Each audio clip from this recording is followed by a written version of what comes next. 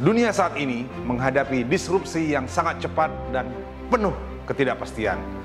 Menyikapi hal ini, kita harus adaptif dalam mengikuti perubahan. Pusat Penelitian Kelapa Sawit selama lebih dari 100 tahun telah melakukan berbagai peran strategis di bidang riset dan pengembangan kelapa sawit, khususnya dalam hal inovasi hasil riset, pelatihan, pelayanan, dan jasa. Namun dalam kondisi disrupsi ini, agar tetap dapat bertahan, maju dan sustain, para pemimpin dituntut untuk tangkas atau lincah. Sehingga perusahaan dapat beradaptasi dengan perubahan yang begitu cepat dan masif. Oleh karena itu, kita harus memiliki kompetensi yang meliputi kompetensi yang membawa perubahan atau leading change, yaitu kemampuan mengidentifikasi hingga memimpin perubahan di PPKS untuk menuju tujuan yang berkelanjutan. Kemudian kompetensi yang mendorong terciptanya inovasi atau driving innovation dengan mendorong terciptanya upaya-upaya kreatif dan inovatif untuk meningkatkan proses dan hasil kerja. Kompetensi selanjutnya adalah kompetensi untuk mengembangkan kapabilitas perusahaan dengan membangun strategi, struktur, dan sistem untuk meningkatkan kapabilitas organisasi dan talenta perusahaan. Kompetensi digital leadership juga sangat penting pada saat ini, yaitu mampu untuk mengarahkan, memimpin, serta mengevaluasi proses transformasi digital perusahaan dengan mendayagunakan seluruh sumber daya dan nilai tambah yang dimiliki perusahaan. Dalam hal ini, pemimpin juga dapat dikatakan tidak boleh gaptek atau gagap teknologi dan harus mahir dalam menggunakan teknologi digital.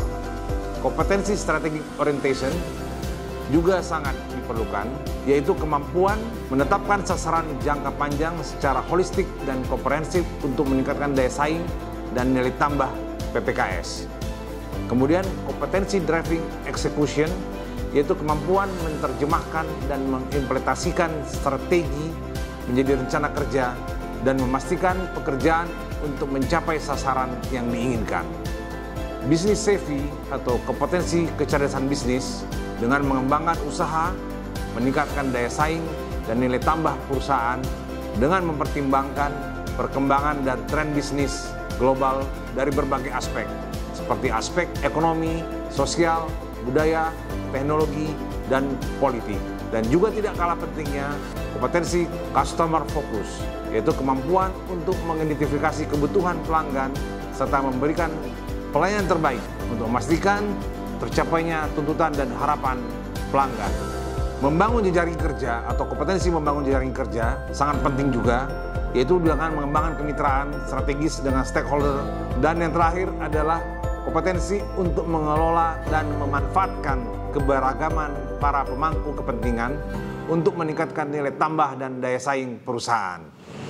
Saya mengajak seluruh pemimpin di lingkup PTPN Group untuk mengembangkan pola kepemimpinan dengan menerapkan kompetensi-kompetensi tersebut, sehingga dapat mendorong seluruh perusahaan lingkup PTPN Group semakin maju, tangguh, adaptif, sehingga mencapai perusahaan yang sehat dan berkelanjutan.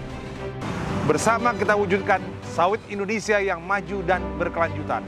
PPKS juara, sawit Indonesia berjaya.